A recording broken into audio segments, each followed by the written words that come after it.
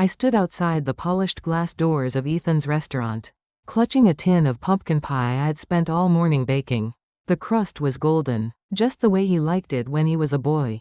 Back when we'd sit in my tiny kitchen, laughing over crumbs. That was before Lauren, before this sleek, glittering place they called Harvest Glow. I shifted the tin in my hands, my heart thumping like it used to when I'd surprise Ethan at school with a treat. I was 60 now, too old for surprises, maybe, but I thought this pie might mean something. I'd called yesterday. Ethan, I'll stop by with something for Thanksgiving, I said, my voice too eager, too hopeful. Sure, Mom, he'd replied, casual, distracted, come by anytime, anytime. That word felt like a promise. I pushed open the door, the warm glow of chandeliers spilling over me. The restaurant smelled of rosemary and roasted turkey. A perfect Thanksgiving stage. My eyes scanned the room, tables set with crisp linens, wine glasses catching the light, a photo wall by the bar. I looked for myself in those frames. A picture of me and Ethan. Maybe, from his graduation, or the three of us, me, him, and his dad, before the heart attack took Tom.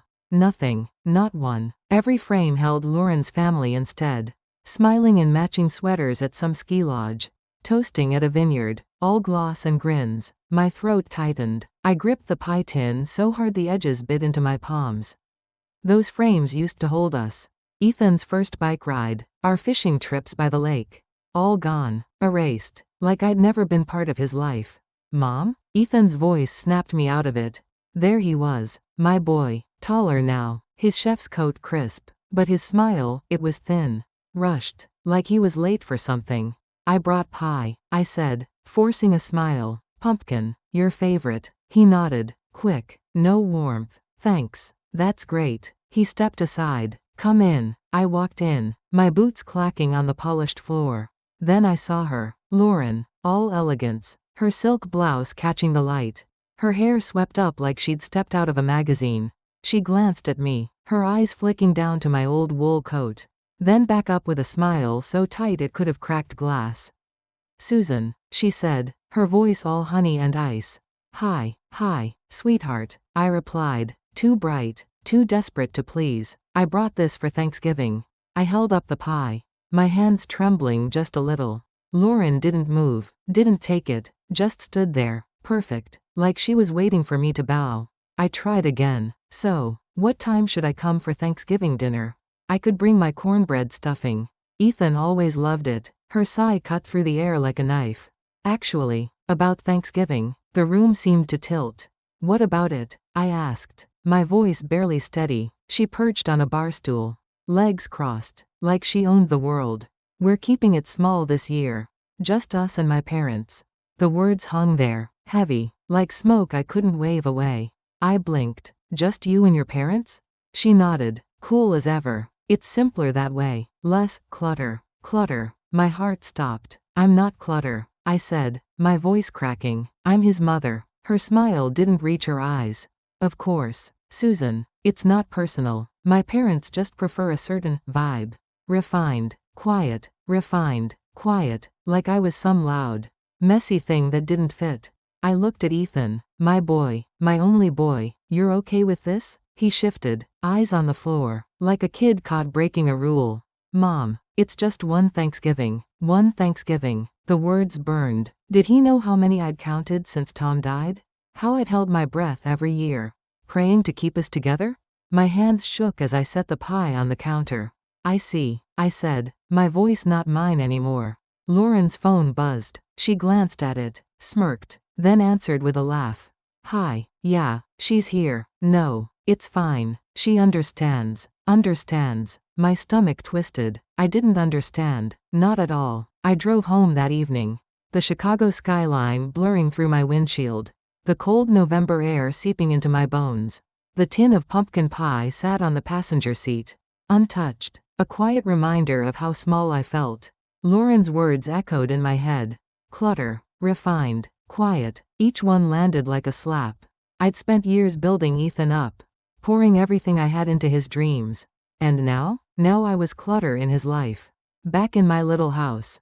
The kitchen felt colder than usual. The heater had been acting up for weeks. But I hadn't fixed it. Couldn't afford it. Not after all I'd given to Ethan and Lauren. I sank into a chair at the table, staring at the chipped mug Tom used to drink his coffee from. My husband. My rock. He'd been gone 7 years now. And every Thanksgiving since, I'd clung to the idea of family like a lifeline. Ethan was all I had left. Or so I thought. I closed my eyes, and the memories came rushing in. Sharp and heavy. 5 years ago, Ethan had come to me, eyes bright with ambition. Mom, we found the perfect spot for a restaurant. It's our dream. His voice had been so full of fire. So much like Tom's when he'd talk about building something from nothing. But they were short on cash. The bank wouldn't lend without a guarantor. So I stepped in, signed my name on a $150 business loan, drained my savings, sold my old Honda, the one Tom and I bought when Ethan was born. I even skipped the roof repairs my house desperately needed. Also they could have their harvest glow. Lauren had been so sweet then. Sue, you're a lifesaver, she'd said, her voice dripping with gratitude. We'll pay you back, promise. I believed her. Of course I did. She was family. But family doesn't call you clutter. Family doesn't erase you from their walls. My phone buzzed, snapping me out of it. Lauren's name flashed across the screen. For a second, I thought maybe she'd apologize. Maybe she'd realized how her words cut.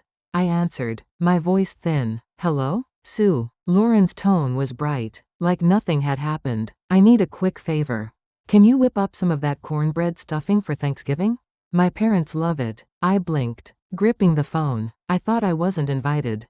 A pause, then a laugh, light and sharp. Oh, Sue, don't be dramatic. You don't need to stay. Just drop it off. It'll save me some time. Save her time. My chest burned. You want me to cook for a dinner I'm not welcome at? It's not like that, she said, her voice turning sugary. My parents just want a certain atmosphere. You know, sophisticated. They're used to a different kind of holiday.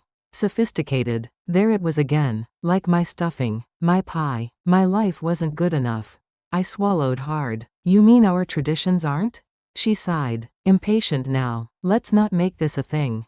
It's just one dinner. Drop it off by noon. Okay? Thanks. Sue, you're the best. She hung up before I could say another word. I stared at the phone, my hands shaking. The best. That's what she called me while asking me to cook for a table I wasn't allowed to sit at. I set the phone down and grabbed my coat. Needing air, needing something to stop the ache in my chest. That's when I saw it, the old iPad on the counter. The one Lauren left behind last month when I watched their dog. I hadn't touched it since. But something made me pick it up. The screen lit up, still logged into her Instagram. I shouldn't have looked. I know that, but I did. Her latest post was a photo of the restaurant. All twinkling lights and linen napkins. The caption read, Thanksgiving is about elegance, not mess. Grateful for family that gets it. 3 wine glass emojis. And right there, under the post, Ethan's name. He'd commented, couldn't agree more. My heart stopped. My boy, my only boy, agreeing with her, agreeing that I was mess. I scrolled, my fingers moving faster than my brain could keep up. Then I saw her messages. Private ones. To a friend named Jess. Sue tried to invite herself to Thanksgiving. So pathetic. She actually thinks we need her. Another one. Sent an hour ago. Don't worry. I handled it. She'll bring the stuffing and leave. Free labor, right? Laughing emoji. And then, the one that broke me. She's our bank account with a pulse. Always has been. Bank account with a pulse. That's what I was to her. To them. I dropped the iPad like it burned my hands. My kitchen spun. All those years, working overtime as a bookkeeper. Skipping vacations. Selling my car. Signing that loan. They thought it was nothing. They thought I was nothing. I stumbled to the sink. Gripping the counter to steady myself. My eyes fell on a stack of bills by the fridge. The heater repair estimate. $2. I hadn't paid it because every spare dollar went to their restaurant. To their dream. I thought of Lauren's post again. Elegance, not mess. And Ethan's comment, like a knife in my chest. Something cracked inside me then. Not my heart, something deeper. Older, heavier. I whispered to the empty room. No more. The next morning, I was still shaking, but it wasn't sadness anymore. It was something else, something sharp, Like a storm building, I opened the iPad again. Just to be sure I hadn't imagined it. The messages were still there. Glaring up at me. Bank account with a pulse. I scrolled further and found one more. Sent to another friend. She paid for the new chandeliers. Can you believe it? Thinks it makes her part of this. Chandeliers. The ones I'd seen glowing in their restaurant last night. I'd paid for those. $5. Wired straight from my account when Lauren called. Voice trembling. Saying they'd lose the lease without a little help. I'd told myself it was for Ethan. For family. I closed the iPad and sat there. The cold from my broken heater creeping up my spine. My fingers curled into fists. I wasn't their bank account. I wasn't their mess. I was Susan Harper. And I was done. I sat in my kitchen. The cold November morning wrapping around me like a shroud. The heater was still broken. Humming uselessly in the corner. I stared at the bill on the counter, $2 to fix it. Money I didn't have because every penny had gone to Ethan and Lauren. To their restaurant. To their chandeliers. I could still see Lauren's words on that iPad screen. Burning into me. Bank account with a pulse. My hands curled around Tom's old chipped mug. The one I couldn't bear to throw out. It was all I had left of him, of the life we'd built. And now, it felt like Ethan was slipping away too. I closed my eyes, and the memories came flooding back. 5 years ago, Ethan sat right here at this table. His eyes bright with dreams. Mom, this restaurant could be everything. He'd said, his voice so full of hope it made my heart ache. We just need a little help to get started. I didn't hesitate. I signed the loan papers. My hand shaking not from doubt but from pride. $150. My savings. My car. My future. All for him. For family. Lauren had hugged me that day. Her perfume sharp and expensive. Sue, you're our hero, she'd said. I believed her. I wanted to. But heroes don't get called clutter. Heroes don't get erased. I stood up. My legs unsteady but my mind sharp. Enough was enough. I walked to the corner of the kitchen where the old filing cabinet sat. Its drawers rusted from years of neglect. I yanked it open, and there they were, stacks of papers. Proof of everything I'd given. Loan agreements, bank transfers, receipts. Every dollar I'd poured into their dream stared back at me like a ghost. I ran my fingers over the top page. Dated 5 years ago, Ethan's signature next to mine. His handwriting messy but full of promise. I'll pay you back, Mom, he'd said, the second we're on our feet. On their feet. I laughed. A low, bitter sound that didn't feel like me. They were on their feet. All right, standing on my back. I grabbed the whole stack and carried it to the table. Spreading the papers out like a map of my mistakes. $2,500 a month. Month after month. For 5 years, I'd skipped fixing my roof. Skipped vacations. Skipped everything to keep their restaurant afloat. And for what? So Lauren could laugh about it in her messages? So Ethan could call my life mess? I picked up my phone. My hands steady now. The bank's number was saved. A number I'd called too many times to wire money I couldn't spare. It rang twice. First Chicago Bank. How can I assist you? The voice was polite. Professional. This is Susan Harper, I said, my voice calm, like I was ordering coffee. Account ending in 8923. I need to cancel a payment. A pause. Can you specify which payment? Ma'am? The business loan transfer. For Harvest Glow. Effective immediately. Another pause. Longer this time. Ma'am, just to confirm, this is the guarantor payment for the restaurant's loan. $2,500 monthly. Are you sure? I looked at the papers on the table. At the years I'd bled for them.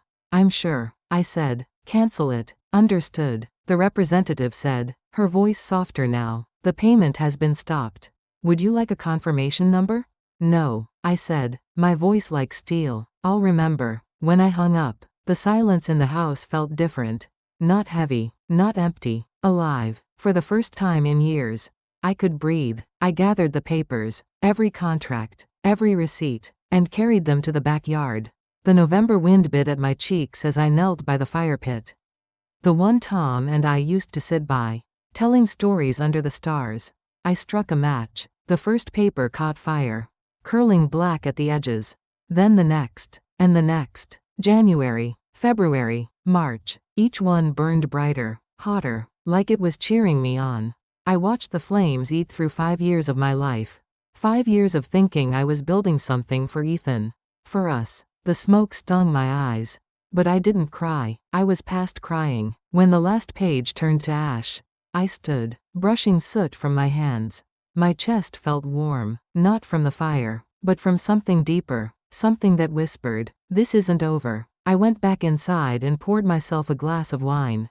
The cheap kind I kept for special occasions. This felt special. Not a victory. Not yet. But a start. My phone buzzed on the counter. Lauren's name flashed across the screen. I let it ring, watching the light blink like a warning. She didn't leave a voicemail. She didn't need to. I knew what was coming. And for the first time in years, I was ready. The next morning, my phone wouldn't stop buzzing. Notifications piled up like leaves in a storm.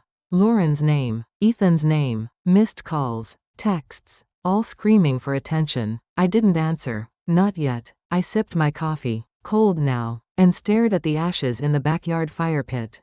The papers were gone, but their weight lingered in my chest. I'd stopped the loan. I'd cut the cord. But I knew Lauren wouldn't let it go quietly. By noon, I opened Instagram. There it was. Her latest post. A photo of her and Ethan outside Harvest Glow. Her arm around him. Both of them smiling like nothing was wrong. The caption hit me like a punch. Family is about showing up. Some people don't know how. Grateful for those who do. A heart emoji. And there, under it, Ethan's like, "My boy, my only boy," thumbs-upping a lie that painted me as the villain. The comments were worse. Shame on her. Who abandons their own son? Ungrateful. Selfish. I scrolled, my stomach twisting, until one caught my eye. "She's always been a problem. Good riddance." Posted by Lauren's friend Jess. The same one from those messages.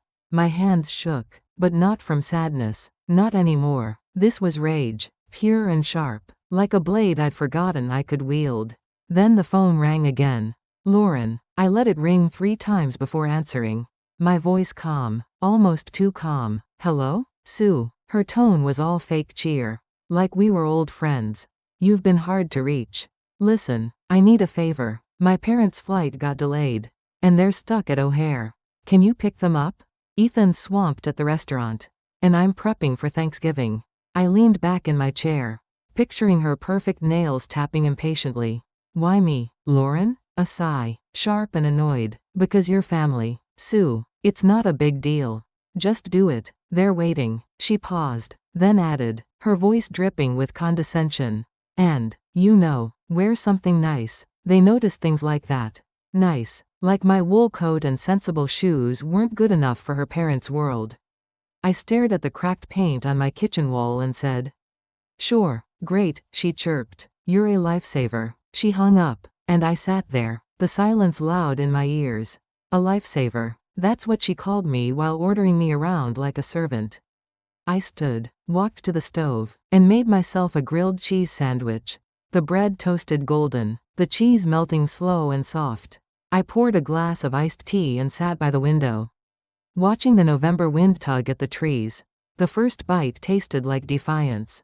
My phone buzzed again. Lauren. Then Ethan. Then Lauren again. I ignored them all. Instead, I opened Instagram. Her newest story. A photo of 2 designer suitcases at baggage claim. Caption. "Some people can't handle basic responsibilities." I laughed. A short, sharp sound that echoed in the quiet kitchen. An hour later, the calls turned frantic. I put the phone on speaker and let Lauren's voice fill the room. "Sue, where are you? My parents have been waiting for 2 hours. Do you know how embarrassing this is?" I took another bite of my sandwich, chewing slowly, letting the crunch carry through the line. "I'm home," I said finally. "Eating lunch." "You're what?" Her voice cracked. "You're joking." "No," I said, calm as still water. "You told me to wear something nice. I decided to sit this one out." Her gasp was so sharp it could have cut glass. "You're humiliating us. Do you have any idea how this looks?" "I do," I said softly. "It looks perfect." She sputtered, then hissed, "You'll regret this." The line went dead. I wiped my hands on a napkin and leaned back, the quiet settling over me like a blanket. For the first time in years, I felt steady, strong, like I'd finally said no. But Lauren wasn't done. By evening, my phone lit up with a new notification. A local blog post, shared by Lauren on Facebook. Local woman abandons family during holiday chaos. Chaos? The sun had been shining all day. The article called me unstable, selfish, claimed I'd left Lauren's parents stranded out of spite. The photo was grainy, me standing by my mailbox, looking tired and small. I didn't know who'd taken it. I didn't care. I stood, smoothing the navy dress I'd pulled from the back of my closet. Tom's favorite, the one he'd bought me for our 25th anniversary. I clipped on my silver earrings, the ones he said made my eyes shine. In the mirror, I didn't look like clutter. I looked like a woman who'd had enough. I grabbed a leather folder from the filing cabinet, stuffed with copies of the loan agreements, bank transfers, and screenshots of Lauren's messages. Bank account with a pulse. I slipped on my coat and drove to Harvest Glow. The restaurant glowed like a jewel. Cars lining the street, laughter spilling from the open windows. I parked, my heels clicking on the pavement as I climbed the steps. My heart didn't race, my hands didn't shake. I rang the bell. Lauren opened the door, her perfect smile faltering when she saw me. "Sue?" Her voice was a hiss.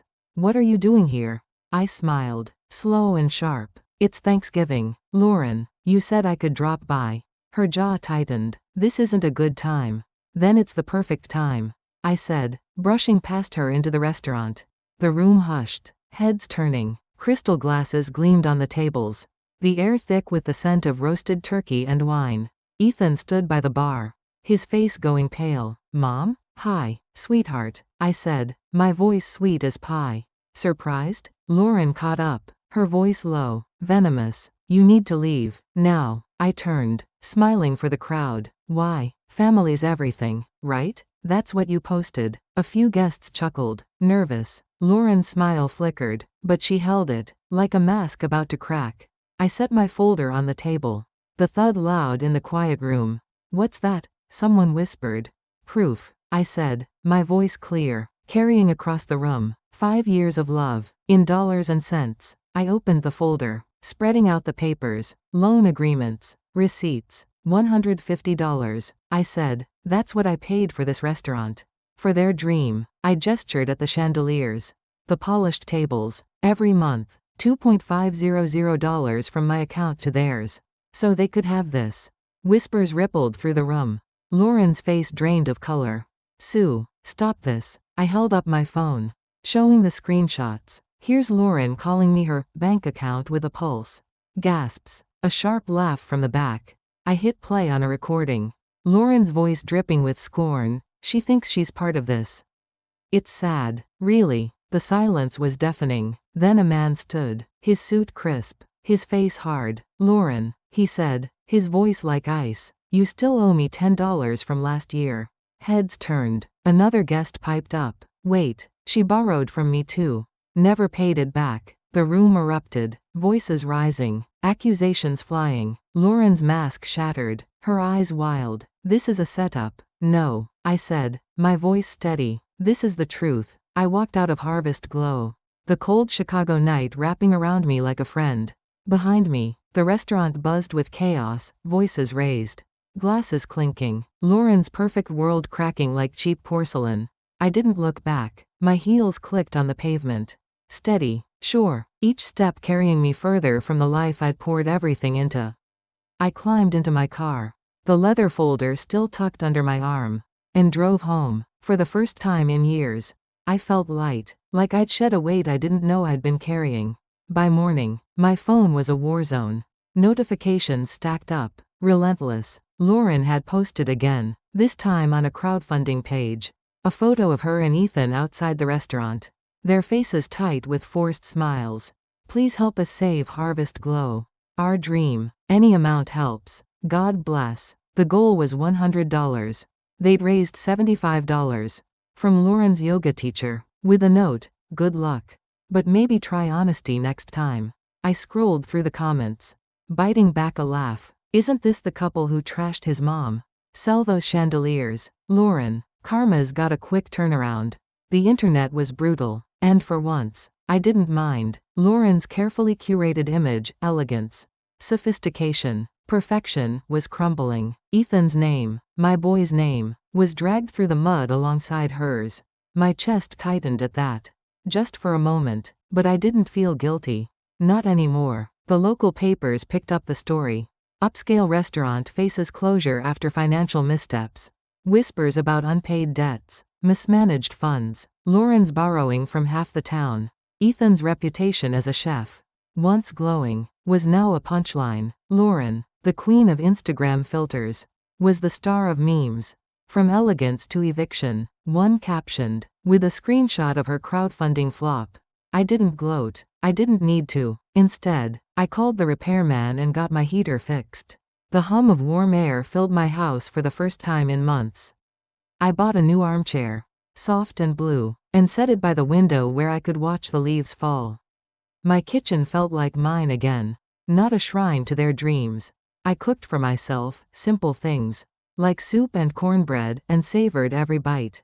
One afternoon, I walked to the mailbox and found a flyer for a community art class. I stared at it, my fingers tracing the words beginner watercolor. I'd always wanted to paint. Back when Tom was alive, he'd tease me, saying I'd make the best sunsets. I tucked the flyer in my pocket. Maybe it was time. Lauren called once more, her voice sharp with panic. Sue, we're losing everything. You have to help us. I listened, silent, as she rambled about the restaurant, their reputation, their dream. When she stopped, I said softly, you made your choices, Lauren. She hung up, and I didn't hear from her again. Ethan's silence hurt more, but I wasn't surprised. They'd built their life on my back. And when I stopped carrying it, the whole thing collapsed. I looked out at my backyard. The fire pit still dusted with ash from those burned papers. It didn't feel like revenge. It felt like justice. And maybe, just maybe, a little like peace. A week after the chaos at Harvest Glow, my doorbell rang. 3 slow knocks. Heavy, like whoever it was carried a weight too big for their shoulders. I set down my tea, Tom's old chipped mug still warm in my hands, and walked to the door. My heart picked up, just a little. I knew who it was before I opened it. Ethan stood there, his coat too thin for the Chicago cold, his eyes hollow, like life had scraped him raw. Mom, he said, his voice breaking on that one word. I gripped the doorframe, torn between slamming it shut and pulling him into my arms like when he was small. Scared of thunderstorms, but this wasn't a storm I could fix. Ethan, I said, my voice low, steady, what do you want? He flinched, like my words stung. Can I come in? I stared at him, then stepped aside, silent. He walked in, his steps slow, looking around my kitchen like it was a place he'd forgotten. He sat at the table, hands clasped tight, like he was holding himself together. I stayed standing. Say what you came to say. He swallowed hard. We're losing the restaurant. Mom, the bank's calling in the loan. Lauren's, she's falling apart. Her parents won't help. We've tried everything. His voice cracked. I don't know what to do. I nodded, my face blank. I saw the crowdfunding page. $75 raised. Tough crowd. His cheeks flushed, shame creeping up his neck. People are cruel. They're saying things about Lauren. About me. Cruel. I repeated, my voice sharp. Like calling your mother a bank account with a pulse? Like letting your wife post lies about me.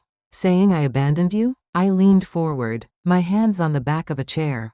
You liked those posts. Ethan, you stood there while she made me the punchline of your life. His eyes dropped to the table. I was wrong, he whispered. I didn't know how to stop it. Wrong, I said, letting the word hang. About what? Betraying me? Or thinking I'd keep saving you? Mom, please. His voice broke again. We're drowning. I'm begging you. Just enough to keep the restaurant. I'll pay you back. I swear. I laughed. A low, bitter sound. You swore that 5 years ago. I walked to the counter. Poured myself a glass of water. Just to keep my hands busy.